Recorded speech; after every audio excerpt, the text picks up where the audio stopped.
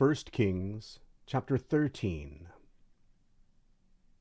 Behold, a man of God came out of Judah by the Lord's word to Bethel, and Jeroboam was standing by the altar to burn incense.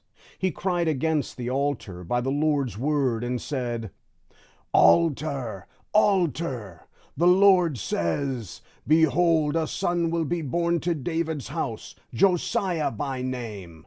On you he will sacrifice the priests of the high places who burn incense to you, and they will burn men's bones on you. He gave a sign the same day, saying, This is the sign which the Lord has spoken. Behold, the altar will split apart, and the ashes that are on it will be poured out. When the king heard the saying of the man of God, which he cried against the altar in Bethel, Jeroboam put out his hand from the altar, saying, Seize him! His hand which he put out against him dried up, so that he could not draw it back again to himself. The altar was also split apart, and the ashes poured out from the altar, according to the sign which the man of God had given by the Lord's word. The king answered the man of God, Now intercede for the favor of the Lord your God, and pray for me, that my hand may be restored me again. The man of God interceded with the Lord, and the king's hand was restored to him again, and became as it was before. The king said to the man of God, Come home with me, and refresh yourself, and I will give you a reward. The man of God said to the king, Even if you gave me half of your house, I would not go with you, neither would I eat bread nor drink water in this place. For it was commanded me by the Lord's word, saying, You shall eat no bread, drink no water, and don't return by the way that you came. So he went another way, and didn't return by the way that he came to Bethel. Now an old prophet lived in Bethel, and one of his sons came and told him all the works that the man of God had done that day in Bethel. They also told their father the words which he had spoken to the king. Their father said to them, Which way did he go? Now his sons had seen which way the man of God went, who came from Judah. He said to his sons, Saddle the donkey for me. So they saddled the donkey for him, and he rode on it. He went after the man of God, and found him sitting under an oak. He said to him, Are you the man of God who came from Judah? He said, I am. Then he said to him, Come home with me and eat bread. He said, I may not return with you, nor go in with you. I will not eat bread or drink water with you in this place. For it was said to me by the Lord's word, You shall eat no bread or drink water there, and don't turn again to go by the way that you came.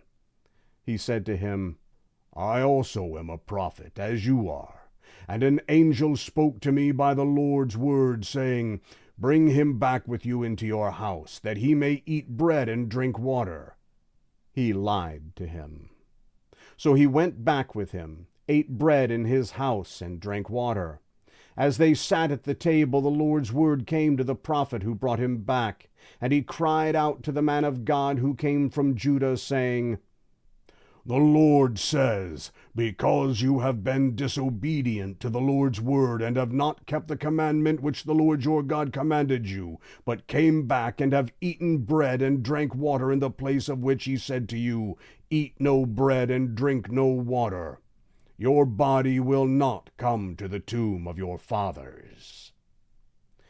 After he had eaten bread and after he drank, he saddled the donkey for the prophet whom he had brought back. When he had gone, a lion met him by the way and killed him. His body was thrown on the path, and the donkey stood by it. The lion also stood by the body. Behold, men passed by and saw the body thrown on the path, and the lion standing by the body, and they came and told it in the city where the old prophet lived. When the prophet who brought him back from the way heard of it, he said, It is the man of God who was disobedient to the Lord's word. Therefore the Lord has delivered him to the lion, which has mauled him and slain him, according to the Lord's word which he spoke to him. And he said to his sons, Saddle the donkey for me. And they saddled it. He went and found his body thrown on the path, and the donkey and the lion standing by the body. The lion had not eaten the body, nor mauled the donkey. The prophet took up the body of the man of God, and laid it on the donkey, and brought it back. He came to the city of the old prophet to mourn, and to bury him. He laid his body in his own grave, and they mourned over him, saying, Alas, my brother! After he had buried him, he spoke to his sons, saying, When I am dead, bury me in the tomb in which the man of God is buried. Lay my bones beside his bones. For the saying which he cried by the Lord's word against the altar in Bethel, and against all the houses of the high places which are in the cities of Samaria, will surely happen. After this thing, Jeroboam didn't turn from his evil way, but again made priests of the high places from amongst all the people. Whoever wanted to, he consecrated him, that there might be priests of the high places. This thing became sin to the house of Jeroboam, even to cut it off and to destroy it from the face of the earth.